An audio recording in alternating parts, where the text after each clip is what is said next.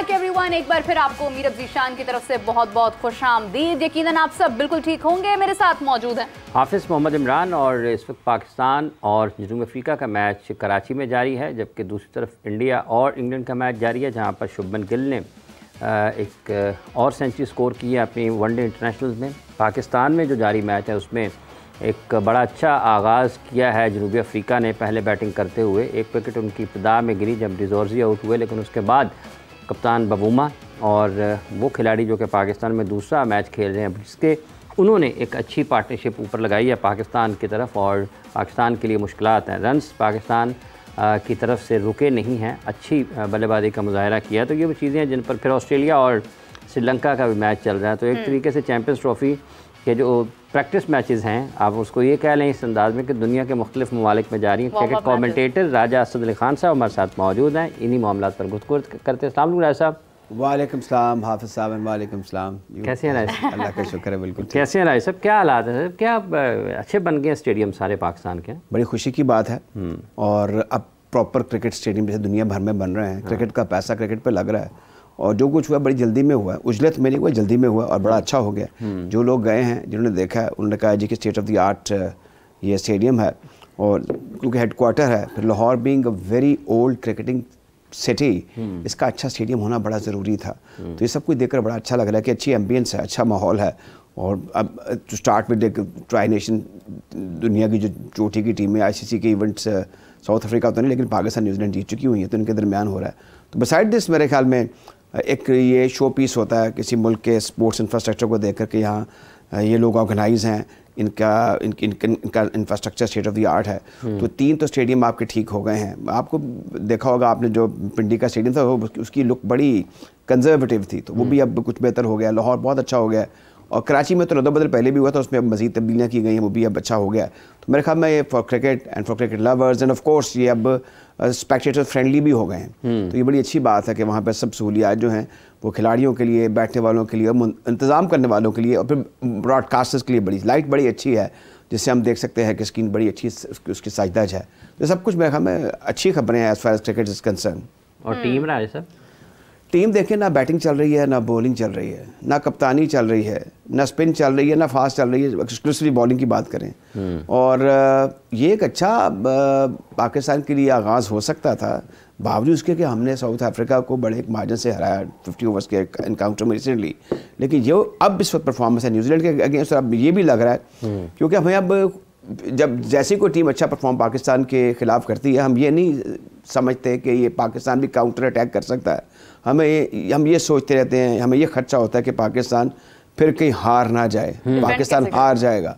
तो ये अब एक डिस्ट्रस्ट है टीम पर भी, इनकी बैटिंग ऑर्डर पर खास तौर पर, जो 50 ओवर का कह रहे हैं, इवन 20 का भी। इट्स ऑल अबाउट रन्स हो नहीं रहे। बाबर आजम रन्स नहीं कर रहे, वो 50 किए हैं, कुछ 3-4, उसको 100 में नहीं बदल सके।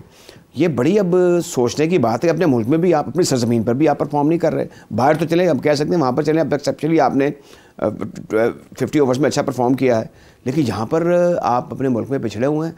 और ये जो टेस्टिंग टाइम था, जिसका भी आपने पार्टी जिक्र भी किया कि चले ये एक हमें एक्सपोजर मिल जाएगा अपने लड़कों को देखने का, और ये मानना पड़ेगा बावजूद उसके 2-3 एक्सेप्शंस के कि टीम आपकी बेस्ट अवेलेबल टीम है हाफिज़ साहब, और इसमें बड़ा ज़रूरी था कि ये लड़के डिलीवर करते। हमारे लिए अपने मुल्क के अंदर अच्छा परफॉर्म ना करना सुहाने रूह है। तो मेरे ख्याल में अब इस पर अगर कोई रद्दोबदल हो सकता है, नहीं आप बता सकते हैं कि मुझे लगता है कि 11 की रात या 12 इस वजह लास्ट, अगर आपको रद्दोबदल करना चाहते हैं। फिटनेस के इश्यूज़ भी चल रहे हैं। देखिए आपके एक बैट्समैन और एक बॉलर के आगे भी हारिस रऊफ के बारे में क्वेश्चन मार्क है। तो ये ऐसी चीज़ें हैं मेरे ख्याल में जो कि सही डायरेक्शन में नहीं, इनको सही डायरेक्शन में होना चाहिए था। एज यूर अ कमेंटेटर, हमने देखा कि कमेंटेटर स्पेशली जब अपने मुल्क की कोई कमेंट्री कर रहा होता है तो उसके जज्बात भी जुड़े होते हैं क्रिकेट के साथ। सुनील गावस्कर साहब को देखा, बड़ा गुस्सा आ गया उनको ऋषभ पंत के ऊपर ड्यूरिंग द BGT। लेकिन अभी अगर इस वक्त आप कमेंट्री कर रहे होते और यहाँ पर हमारे बॉलर्स चौके और छक्के खाते चले जा रहे होते, एक विकेट के बाद हमने ऑलमोस्ट सेंचुरी बनवाने के करीब थे हम लोग, बबूमा आउट हुए, लेकिन इस सिचुएशन में अगर आप कमेंट्री कर रहे होते, कैसे जज्बात को कंट्रोल करते? देखिए जज्बात को कंट्रोल करना पड़ता है, लेकिन हम क्योंकि हमारी टारगेट ऑडियंस ज़्यादातर पाकिस्तानी या पाकिस्तान के इर्द गिर्द के मुल्क बाहर के होते हैं जो साथ जुड़े हुए हैं, मैं आपको ये बताता हूँ कि मैं कोशिश ये करता हूँ कि प्रोफेशनली अपना रखा जाए, लोगों को सही तस्वीर दिखाई जाए और ज़्यादा रोना धोना ना किया जाए।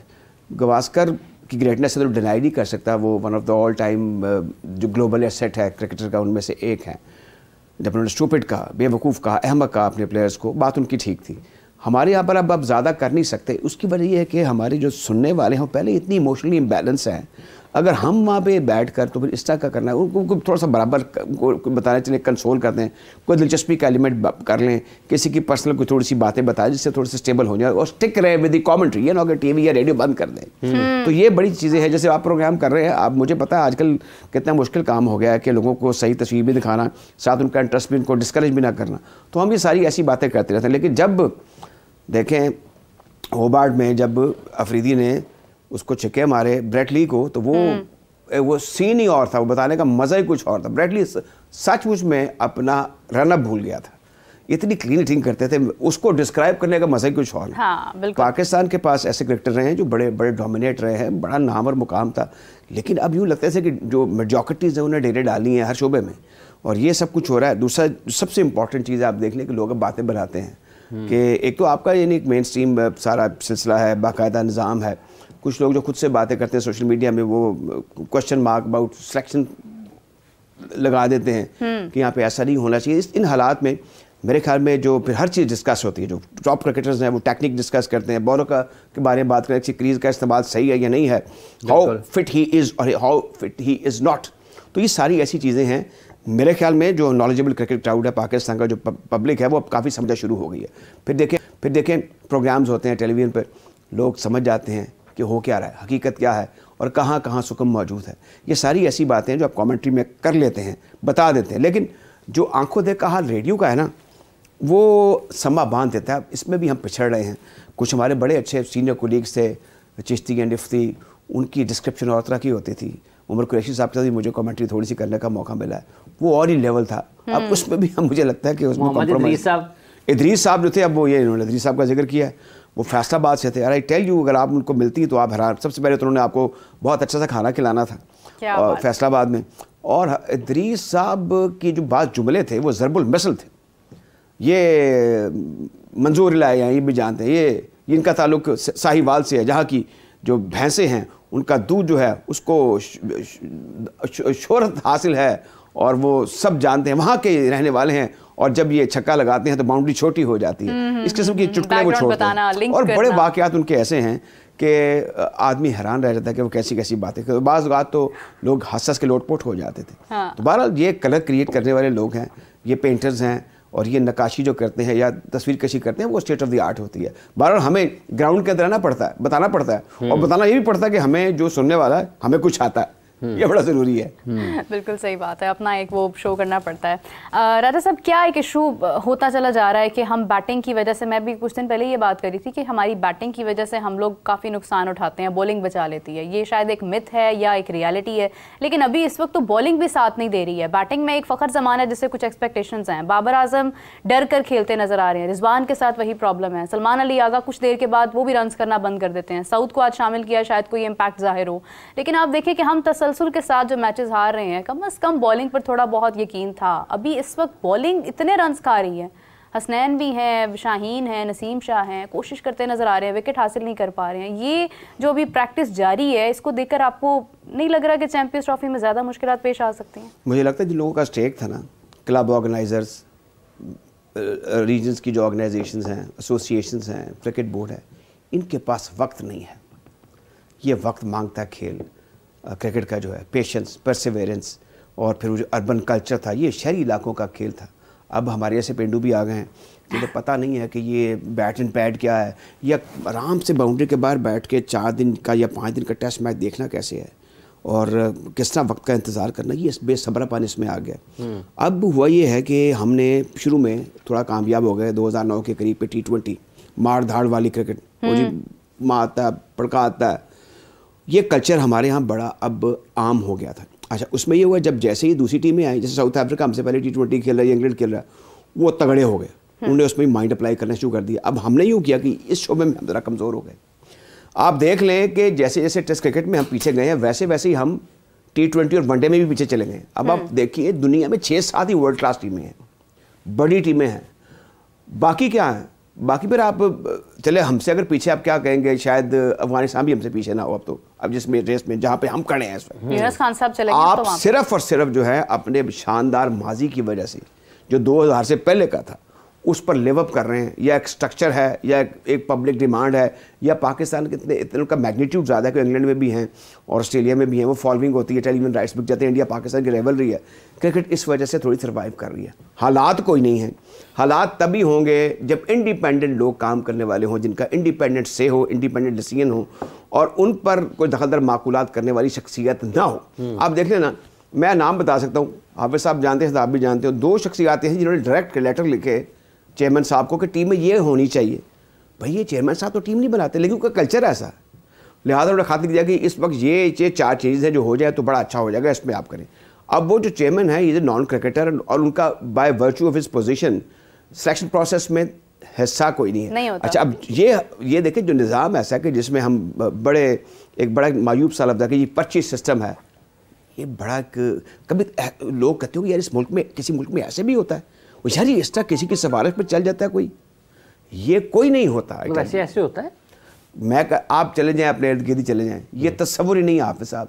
इंडिया में थोड़ा सा क्योंकि उनका बोर्ड सियासी हो गया है तो this is okay, but I tell you कि ये कल्चर कहीं नहीं है कि किसी को कह दिया जाए कि ये फ़लाँ की ये सिफारिश है या ये फ़लाँ का रिश्तेदार है, सवाल ही नहीं पैदा होता, आउट ऑफ क्वेश्चन है। आप देख लेना ऑस्ट्रेलिया की और न्यूजीलैंड की आबादी कितनी है, 1.5 करोड़, मेरा ख्याल न्यूजीलैंड तो 40 लाख के करीब है, इससे भी कम होगा। बिल्कुल। तो वो प्लेयर कैसे पैदा कर रहे हैं? 2-3 चीज़ें हैं। एक ये है कि अपनी गलती मानना, जैसे अब विलियमसन की आप मिसाल ले लें, जब उनका डिबैकल हुआ ICC के इवेंट का तो उन्होंने जाके खैर बात कह दिया, सीधी सी बात है, उनका सिस्टम ऐसा है। केन विलियमसन ने स्टेप डाउन किया कैप्टेंसी से अभी 2024 जी बिल्कुल, तो वो ये मैं बात कर रहा हूँ ना कि वहाँ पर निज़ाम ऐसा है। और एक और चीज़ है, हमारा सारा थ्रस्ट जो है ना, सिर्फ आपकी international representation, I tell you, सिर्फ और सिर्फ क्रिकेट में रह गई है। अब आप मुझे खुद ही बताएं कि फुटबॉल फेडरेशन पे सस्पेंशन लग गई है, हॉकी का फैक्शंस बनी हुई थी, अभी भी कोई काम इतना ठीक नहीं है।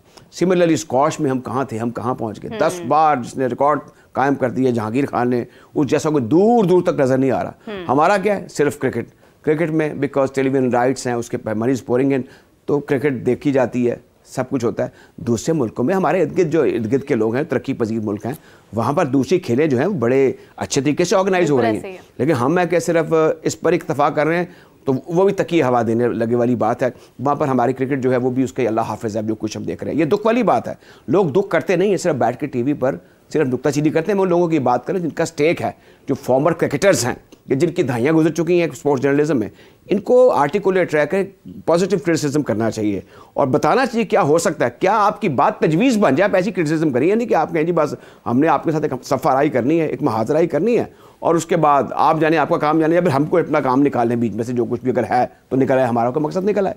ये चीज़ें ऐसी हैं जो मेरे ख्याल में इनको रेक्टिफाई करने की ज़रूरत है। बाकी इसमें तो कोई शक नहीं कि जितना टैलेंट हमारे मुल्क में है, दुनिया में किसी और मुल्क में नहीं है। लेकिन अब सिर्फ on the basis of physical talent आप वर्ल्ड क्लास टीम नहीं बन सकते, दैट आई टेल यू।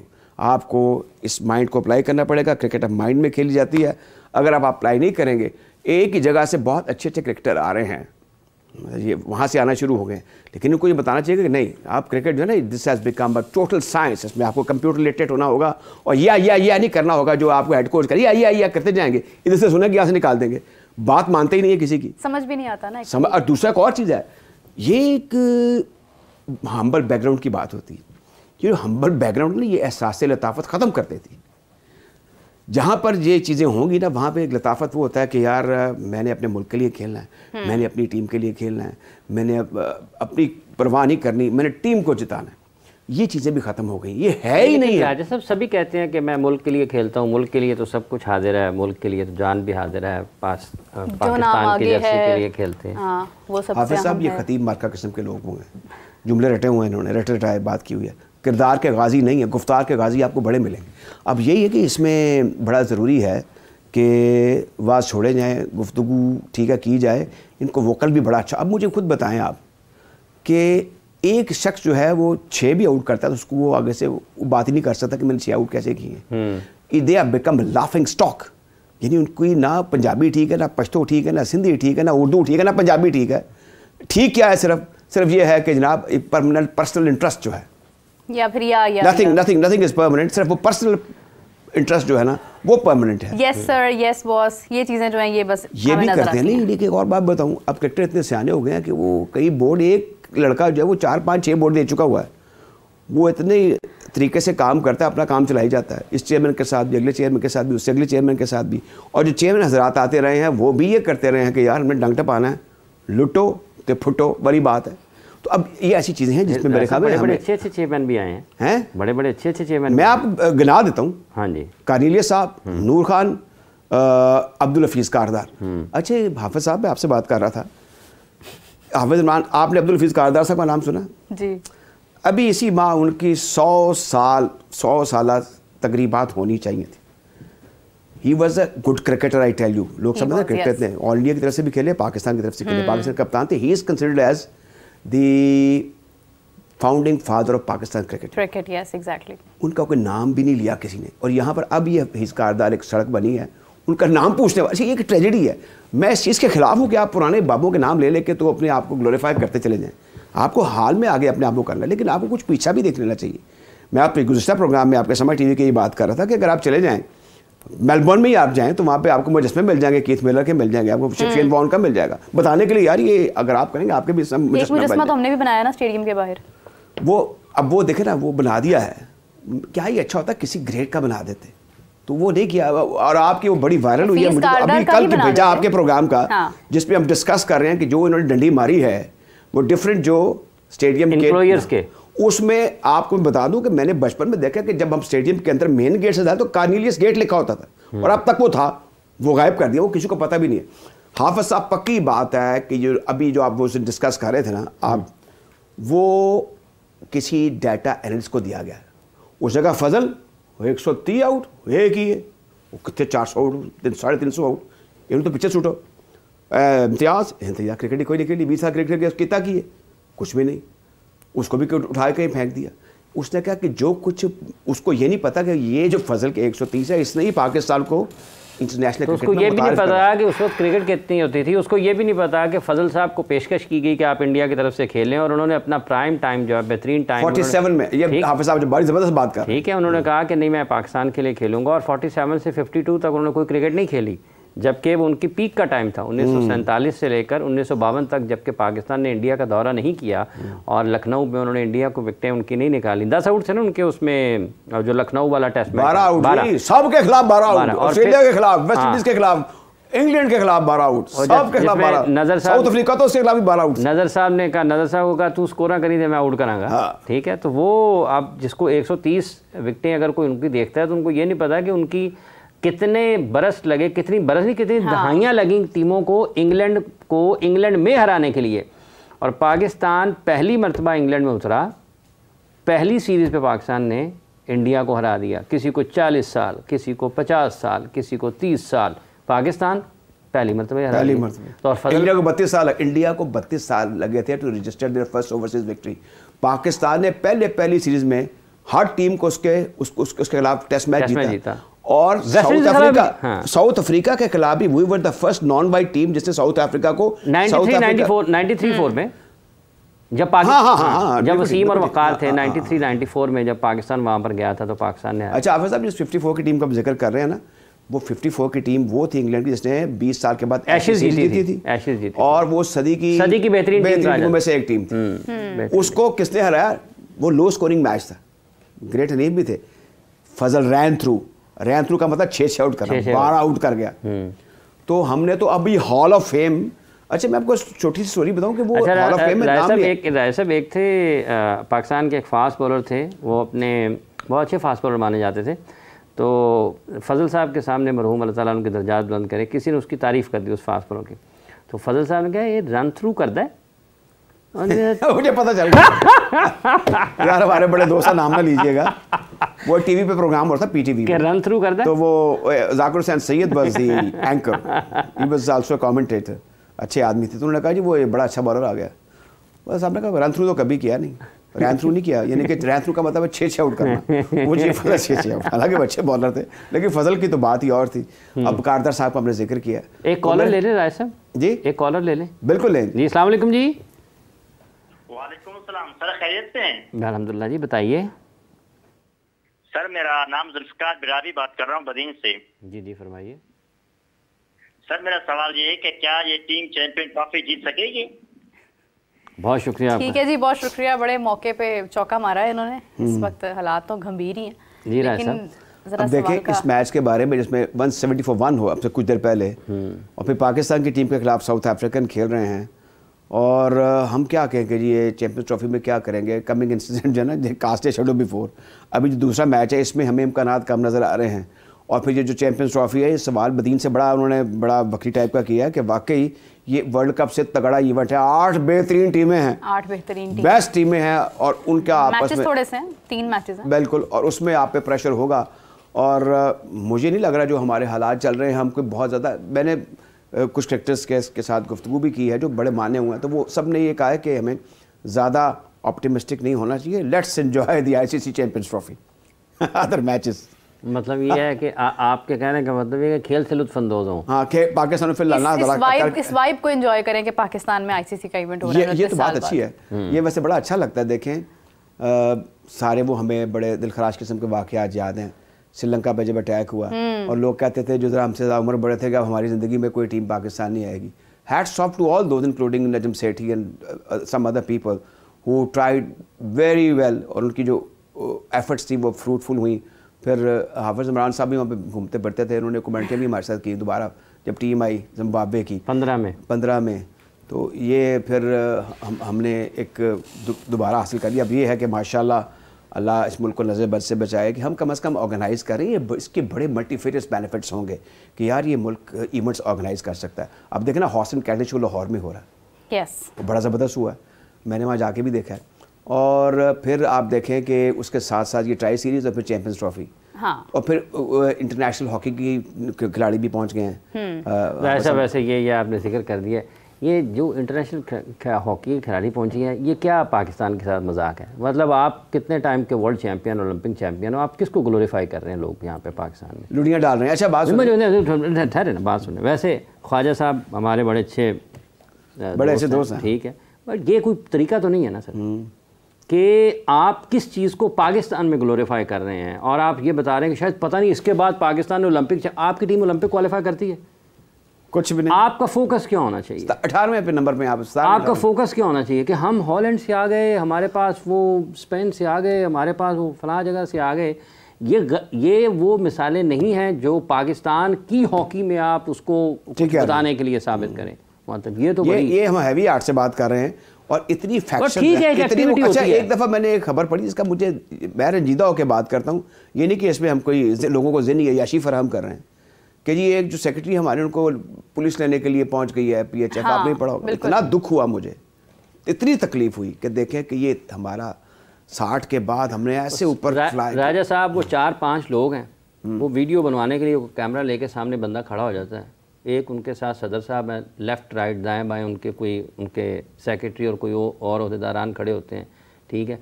ये यहीं से पास कोई 1 किलोमीटर बमुश्किल फासले पर, जहाँ से हम ये बाहर सड़क से निकलते हैं मेन बुलेवार्ड से, जब हम टर्न करते हैं जेल रोड की तरफ, तो उसकी कोने के ऊपर एक होटल हुआ करता था, आपको याद होगा।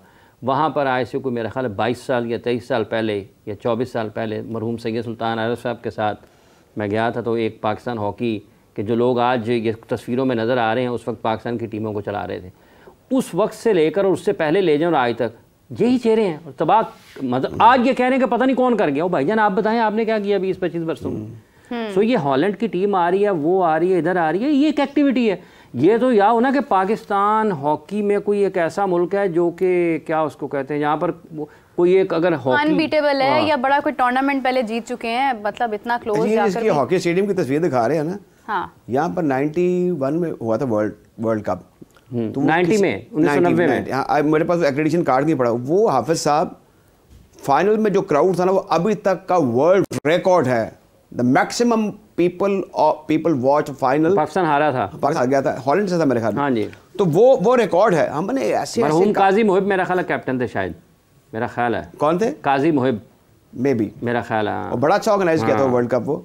और ये बीडी करमानी वाला सब लोग हुआ करते थे, कर्नल मुदस्सर, अच्छे ऑर्गेनाइजर हमने पैदा किए, लेकिन सारे पता नहीं लोग कहाँ चले गए हैं और अजीब अजीब तरह की बातें हैं और आपस में बयानबाजियाँ हैं। मेरे ख्याल में इसमें हाफिज साहब रियासत के इदारों को अपना पार्ट प्ले करना चाहिए था अखलास के साथ। प्राइम मिनिस्टर क्रिकेट के भी पैटर्न है, हॉकी के भी पैटर्न, इनके अंडर हिज नोज कुछ काम गलत नहीं होने चाहिए और जहाँ पे तुम कॉम्प्रोमाइज़ करें। प्राइम मिनिस्टर ये भी देखें ना, वो राना मशहूद साहब उसके हैं क्या एडवाइजर यूथ प्रोग्राम के ना, उसके अम्ब्रेला पे ये कर रहे हैं यार, क्या कर रहे हैं आप? अपने नेशनल गेम को उठाने के लिए कुछ करें। क्या आप ये 4 मैचों से आपकी हॉकी को कोई फ़ायदा होना है? क्या फ़ायदा होना है? माँ सिवा इसके कि तस्वीरें आनी हैं, वीडियोस बनी जाएगी, हमने ये कर दिया, हमने वो कर दिया, वो कहीं नहीं हमने वहाँ से बुला ली, वो ना करें ना ये। अच्छा हाफिज साहब, एक इंटरनेशनल हॉकी इंटरनेशनल 11 भी आई थी आज से कुछ 4-5 साल पहले, याद है आपको? हॉकी की भी इंटरनेशनल 11 आई थी, क्रिकेट की तो आई ना, ये भी आई थी, उसके बाद धक्का लग गया।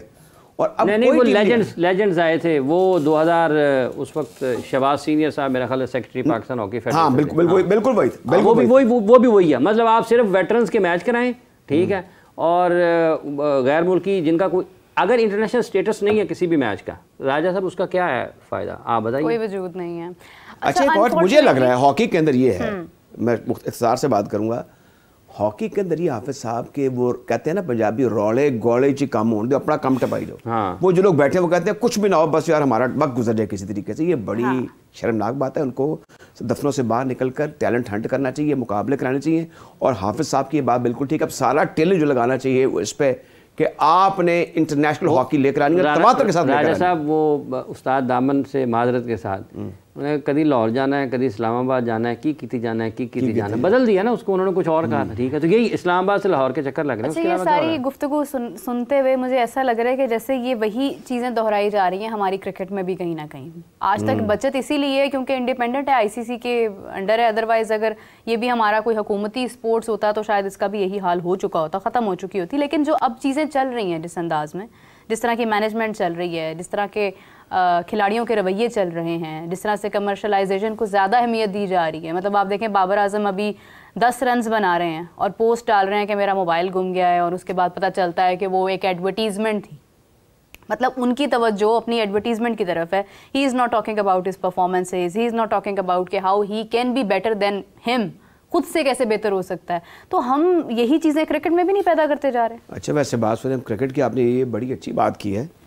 आप हमारे जो है ना हिस्से में एक और ज़िल्लत भी आई है। कल मैंने एक टॉक शो भी किया था, ऐसे वो रेडियो पाकिस्तान पे एक वीकली शो करता हूँ, उसमें मैंने जो नॉर्मलाइजेशन कमेटी के एक मेंबर हैं खोकर साहब, आप जानते हैं, अच्छे भले आदमी, जब मैंने कहूँ तो वो ना चाहते हुए भी छोटे मोटे बात कर लेते हैं। हमारी फुटबॉल फेडरेशन को एक मतलब गुजारिश है, ये कितने साल हो गए हैं लगी हुई मुझे पता आप क्या बात आप पहुँच गए। वो नॉर्मलाइजेशन कमेटी ने आके ना, वो पंजाबी में एक मुहावरा हुई, मैं कहना नहीं चाहता कि वो परमानेंटली वहाँ पर आके बैठ गए हैं। अच्छा उधर से मुझे शायद शेख साहब ने बताया कि ये हाफिज साहब काम हुआ है कि फीफा जो है उसके जो ऊपर रूल कर रहे हैं, उनकी भी सियासत है कि इनसे वोट खेती के ले लिए जाए अपने हक में। ये वहाँ पर ये काम भी चल रहा है। अच्छा अब ये आए थे, वो जो हारून साहब है उनकी जगह पे एक और साहब आ गए हैं। आपका काम था महीने का, और आप मेरे ख्याल 2019 से ये नॉर्मलाइजेशन कमेटी 15 से ये शुरू हुआ था। हाँ अच्छा 15 से 2015 से, मतलब जब ये मुसीबत खाना शुरू हुआ ना पाकिस्तान की फुटबॉल में, ये 2015 से शुरू हुआ था। और उसके बाद फिर पता नहीं कितनी मरतबा हम बैन हुए फीफा की तरफ से, और फिर ये चल रहा है, उसके बाद से अब तक चल रहा है। यानी आपका कहने का मतलब ये है कि जहाँ मसाइल नहीं होते वहाँ भी मसाइल है, जहाँ मसाइल होते हैं वहाँ पर भी मसाइल है। फुटबॉल इसकी एक मिसाल है। राजा साहब ये पता नहीं नॉर्मलाइजेशन कमेटी है या अब नॉर्मलाइजेशन कमेटी है।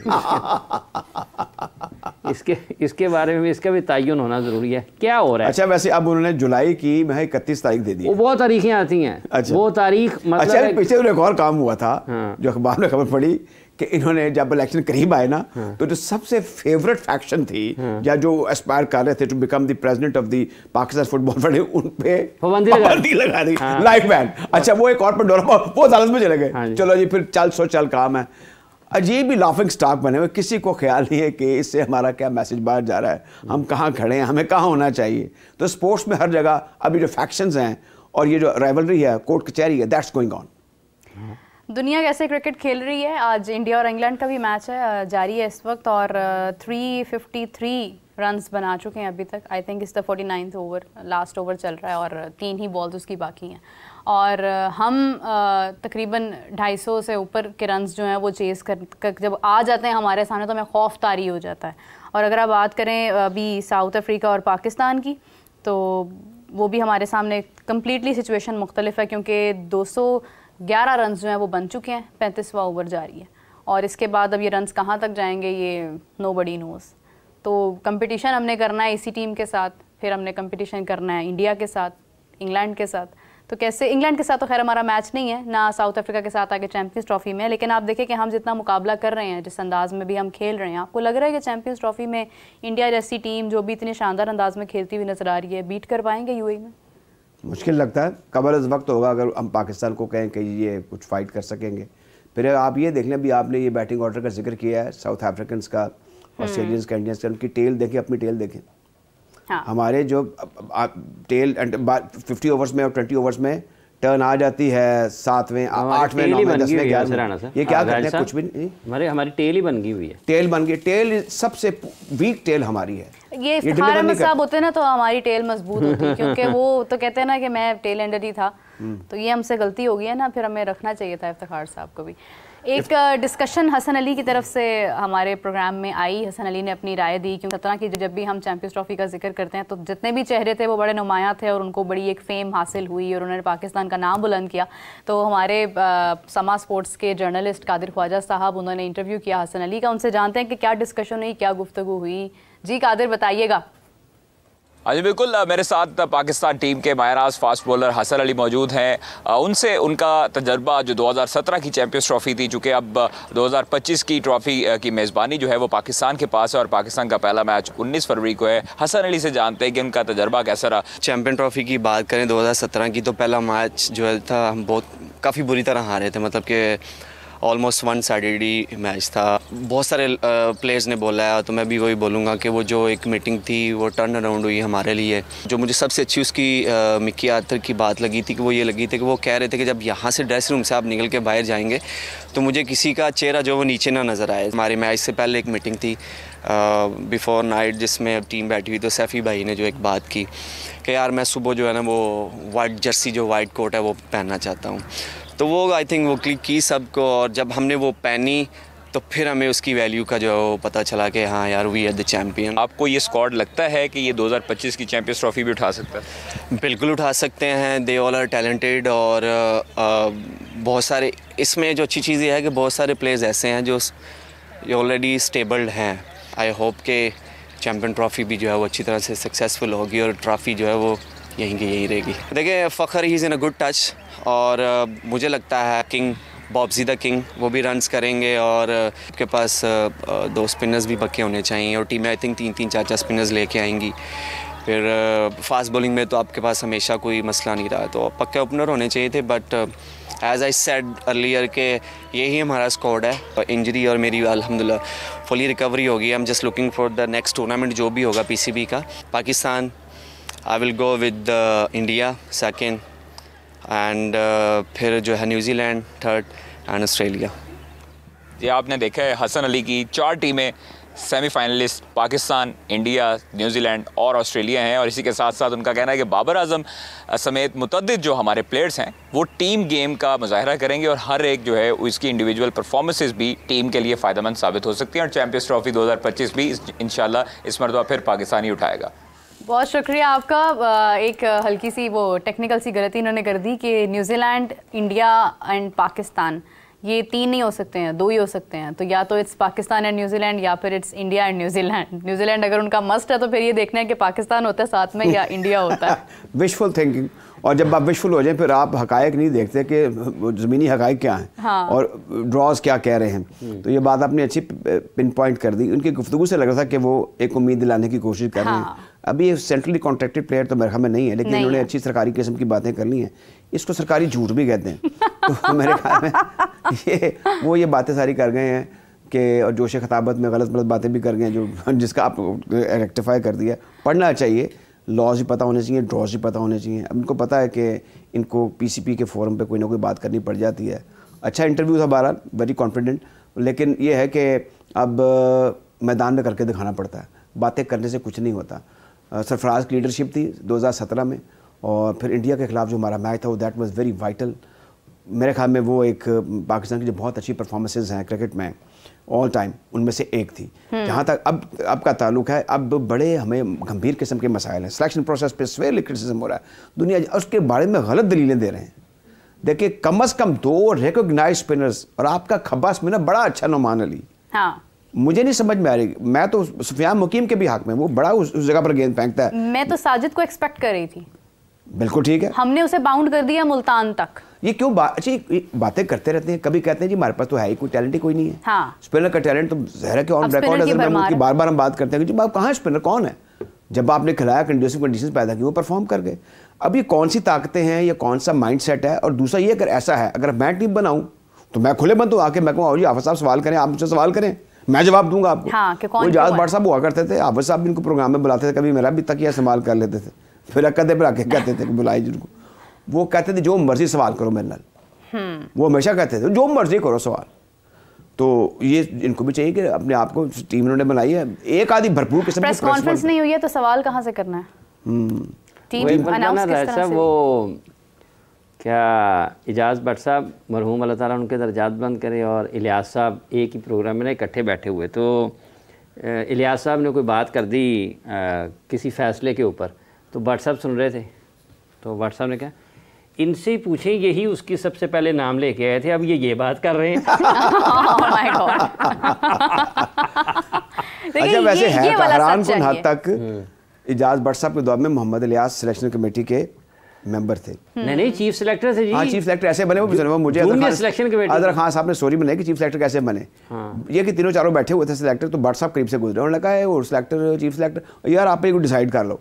अब डिसाइड ये करना था कि मोहम्मद इलियास सबसे सीनियर थे, तो उनको चीफ सेलेक्टर बना दिया गया, तो इस साइंस अनाउंस नहीं हुए थे, लेकिन ये खुद से उन्होंने बना लिया। वो ऑफिशियली आपको पता है उनकी सिलेक्शन कमेटी ने कहाँ कामयाबी हासिल की? इसलिए कि देखिए वो ईमानदार थे लोग। अजहर खान की आप डिग्निटी पे नहीं क्वेश्चन मार्क कर सकते, ये ऑनेस्ट नहीं, ये तो अजहर खान साहब तो खैर मैंने जितने लोगं से बात की है, जो मुझे लगा है कि शायद वो बड़े एजुकेटेड और उनको क्रिकेट की सेंस बड़े ठीक अंदाज में है, उन्होंने वक्त गुजारा है, क्रिकेट को समझा है, तो he is one of them कि उनसे बात करके पता लगता है जिस तरह की टेक्निकलिटी, छोटी छोटी चीज़ें, बारीकियाँ वो जानते हैं। ये आपकी कोई उम्र कम है, हाफिज साहब की आपसे थोड़ी सी ज़्यादा है, तकरीबन डबल होगी? नहीं इतनी नहीं है, ये इतने जितने बड़े नजर आते हैं उतने हैं नहीं है। नहीं ये जितने छोटे नजर आते हैं ये उतने हैं नहीं। आप उलट बोल गए हैं। अच्छा ये हाफिज साहब जो है ना, इन्होंने काफ़ी वक्त गुजार लिया, सीधी सी बात है। बात ये जी कि ये जो आपने अजहर खान का जिक्र किया ना, एक ही दौर में शफीक पापा, अजहर खान, अरशद परवेज़ बाटा, आगा जाहिद, ये बहुत बड़े फर्स्ट क्लास क्रिकेटर्स थे। मैं अभी जब भी किसी का सारा कुछ देखता हूँ तो पहली नजर ज़ाहिर है फर्स्ट क्लास में ही जाती है। इनका ट्रैक रिकॉर्ड देखें, ये वंडरफुल क्रिकेटर्स थे और ये पढ़े लिखे थे, इन्होंने गवर्नमेंट कॉलेज यूनिवर्सिटी की क्रिकेट खेली हुई थी। ये बताइए एमए पास, हाँ। उस ज़माने के ये सारे एमए पास हैं और उन्होंने मास्टर्स किया हुआ, तो इसलिए हाथ से उस दौर की क्रिकेट। अंडर 19 का कैप्टन बनाया था अजहर खान साहब को एच कारदार साहब ने, और वो जब उन्होंने उनको बुलाया पाकिस्तान क्रिकेट बोर्ड के सदर दफ्तर में, तो क्रिकेट की कोई बात नहीं की इंटरव्यू में। हाँ। कल अगर आप बात मुकम्मल कर चुके, मैं इसे एक और, कल मुझे शफीक अहमद पापा साहब बता रहे थे कि मैं वेस्ट इंडीज़ की टीम आई हुई थी 71 या 72 में, तो पिंडी के मैच में साइड मैच में मुझे कप्तान बना दिया गया, तो कारदार साहब ने कहा यार इसको कप्तान बनाया, ये कौन है, मैं नहीं जानता इसको। तो उस वक्त ये इंग्लैंड का टूर कर चुके थे 71 में, 71 या 72 में, तो जब ये मिलने गए तो उन्होंने कहा अच्छा उन्होंने बताया कि मैं इस तरह कर चुका, तो कहा बस ठीक है। कहने का मतलब ये है कि ये वो भी देखा जाता था कि ये कन्वर्सेंट है कि नहीं। हाँ। ये अगर कोई सवाल कर ले, प्रेस कॉन्फ्रेंस कोई हो, तो ये इतना वोकली है, एजुकेटेड। देखिए बहुत सारी चीज़ें थी जिसकी वजह से पाकिस्तान का नाम दुनिया में था, पाकिस्तान ने अपना नाम उस वक्त एक्चुअली बनाया है। आज तो बस हम उन्हीं जो विक्ट्रीज़ हैं उनके सर पर आज हम तारीफ़ करते हैं, पाकिस्तान का जिक्र करते हैं, तो वो विक्ट्रीज़ याद आ जाती हैं। फ़िलहाल हमारे पास अभी करंटली बात करने के लिए कोई बहुत बड़ी विक्ट्री नहीं है और वो हासिल करनी है हमें। बहुत शुक्रिया आपका, thank you so much for joining us. इसी के साथ मैं और हाफिज साहब आपसे इजाज़त चाहते हैं, आपसे मुलाकात होगी कल। अपना बहुत सारा ख्याल रखिएगा, टेक केयर, बाय बाय।